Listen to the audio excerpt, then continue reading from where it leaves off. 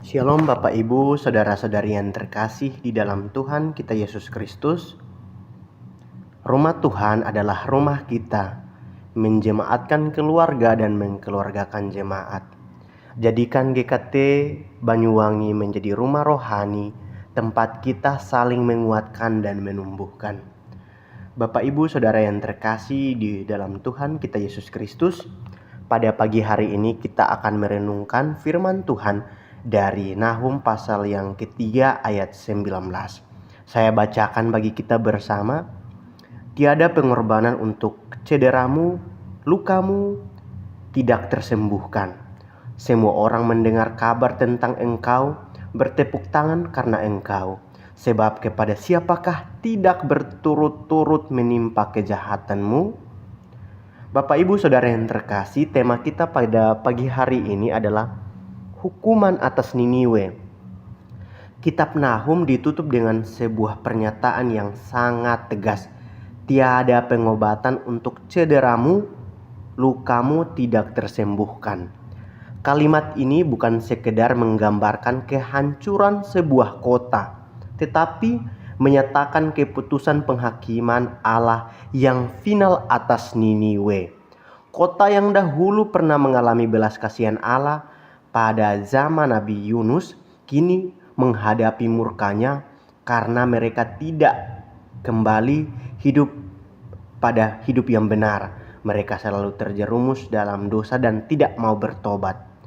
Nahum pasal 3 menggambarkan Niniwe sebagai kota penuh darah. Itu di dalam Nahum pasal 3 ayat yang pertama.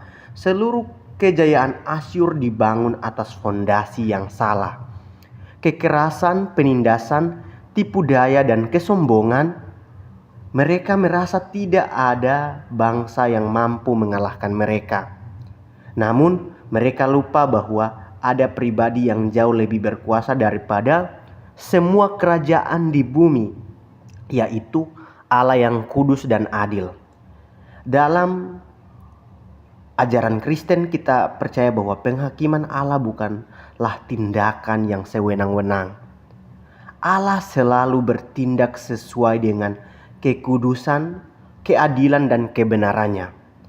Ia panjang sabar, tetapi kesabarannya bukan berarti mengabaikan dosa. Pada waktunya Allah akan menyatakan keadilannya yang sempurna. Hal yang menarik adalah bahwa Niniwe pernah bertobat. Ketika Yunus memberitakan firman Tuhan dari raja sampai rakyat, merendahkan diri di hadapan Allah, sehingga penghukuman ditangguhkan. Namun, sekitar 1 abad kemudian generasi berikutnya meninggalkan pertobatan itu. Mereka kembali kepada kehidupan yang lama, bahkan menjadi lebih daripada kejahatan nenek moyang mereka yang sebelumnya.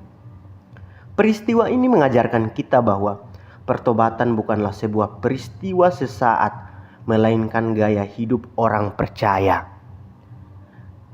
Reformator Martin Luther pernah membuka dalil dalam 95 tesis dengan kalimat yang terkenal ketika Tuhan dan guru kita Yesus Kristus berkata, "Bertobatlah." Ia menghendaki seluruh kehidupan orang percaya menjadi kehidupan pertobatan. Orang yang telah menerima anugerah Allah akan terus dibentuk oleh Roh Kudus untuk meninggalkan dosa dan semakin serupa dengan Kristus. Renungan ini menjadi peringatan bagi setiap orang percaya. Mungkin kita tidak melakukan kekejaman seperti bangsa Asyur, tetapi dosa sering bertumbuh secara perlahan dalam hati kita.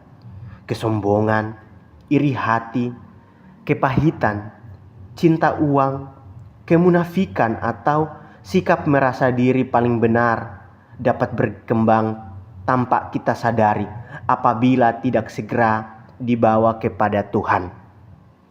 Dosa yang dibiarkan tidak pernah berhenti pada titik yang sama. Ia akan terus mengeraskan hati, melemahkan kepekaan terhadap firman Tuhan, merusakkan persekutuan dengan Allah, dan akhirnya menghancurkan kehidupan rohani seseorang.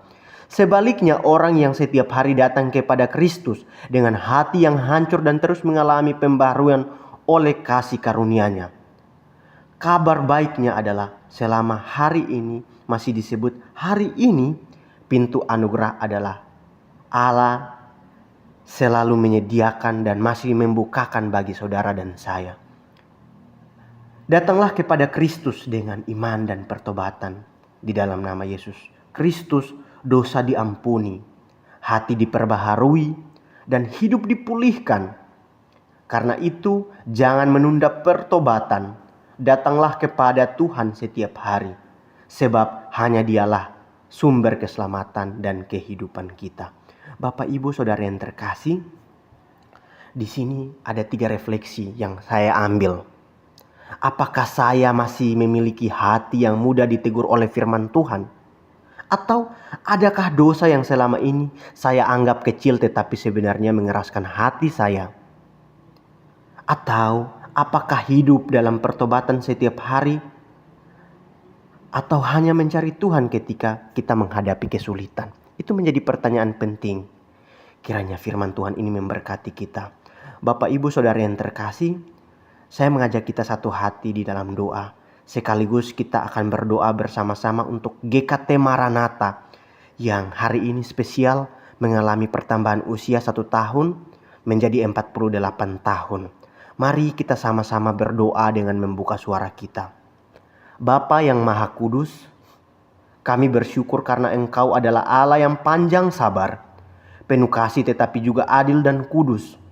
Ampunilah kami apabila kami memelihara dosa, mengeraskan hati, atau hidup mengandalkan diri sendiri.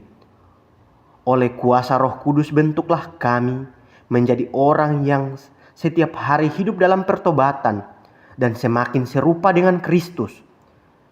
Jagalah hati kami agar tetap peka terhadap teguran firman-Mu dan tidak membiarkan dosa berakar dalam kehidupan kami.